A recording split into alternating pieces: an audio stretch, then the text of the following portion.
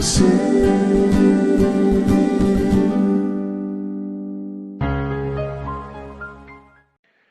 Saudara semua yang Tuhan Yesus kasihi, bersyukur karena hari ini kita boleh ada sebagaimana kita ada.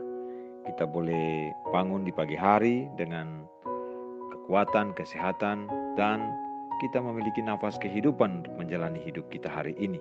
Dan itu semua karena kasih dan anugerah Tuhan kepada kita. Nah, hari ini kita akan merenungkan apa yang dikatakan dalam Injil Yohanes pasal yang keempat ayat 29.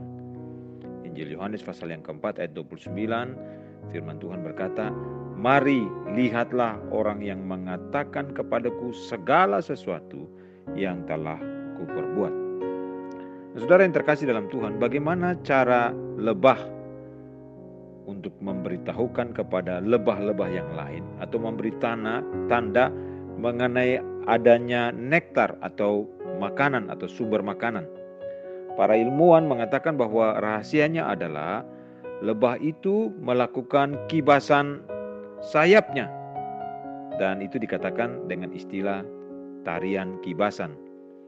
Teori ini dipandang skeptis dan banyak orang menertawakan pada saat pertama kali diajukan oleh seorang ahli atau seorang zoologi pemenang Nobel, Carl von Fritsch, pada tahun 1960-an.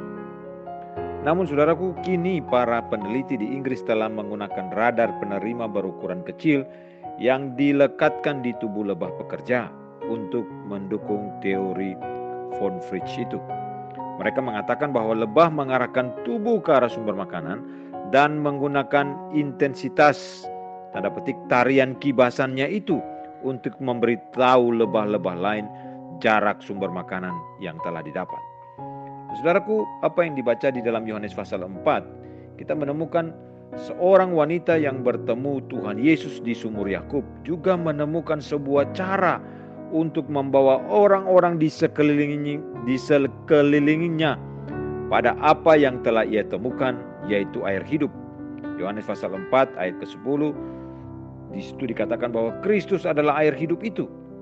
Mereka yang tertarik untuk mengetahui mengapa wanita yang pernah menikah 5 kali dan yang sedang bersamanya sekarang bukanlah suaminya mengatakan, "Mari, lihatlah orang yang mengatakan kepadaku sesuatu yang telah kuperbuat," seperti ayat yang tadi kita baca pertama kali, Yohanes pasal 4 ayat 29.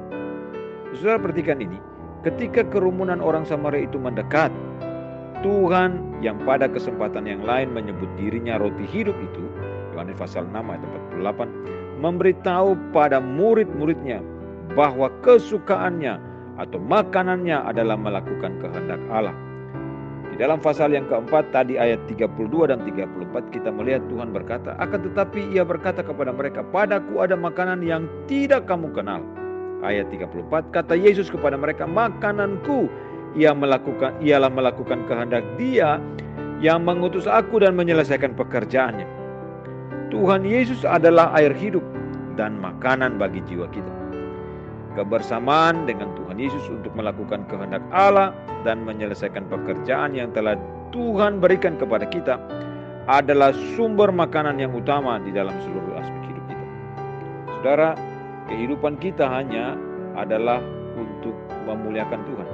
Kehidupan kita adalah untuk mengerjakan apa yang menjadi rancangan dan kehendak Tuhan atas kehidupan kita. Oleh karena itu saudaraku, kiranya seluruh apa yang kita kerjakan dalam hidup kita, seluruh apa yang kita lakukan dalam hidup kita, kiranya kesaksian hidup kita menjadi sesuatu suara yang lantang, suara yang terbuka, terang benderang untuk dunia melihat dan mendengar bahwa Allah Tuhan kita Kristus Yesus itu telah menyediakan keselamatan bagi orang yang mau mengenal dan menerima Dia sebagai Tuhan dan Juru Selamat. Saudara, mari dalam hidup keseharian kita berpegang terus kepada janji Tuhan. Kita terus mengandalkan Tuhan dan kita menjadi alat dalam tangan Tuhan, mempermuliakan Tuhan, membawa orang semakin hari semakin mengenal Tuhan di dalam Kristus Yesus Tuhan kita sebagai Tuhan dan Juru Selamat secara pribadi, sehingga panggilan Tuhan atas hidup kita menjadi tergenapi, memuliakan Tuhan dan membawa banyak jiwa mengenal Tuhan. Tuhan tolong kita dan Tuhan mampukan kita dalam hidup setiap hari untuk terus menyuarakan suara panggilan Tuhan untuk membawa banyak jiwa dan memuliakan Tuhan. Terpujilah Tuhan dari kekal sampai kekal.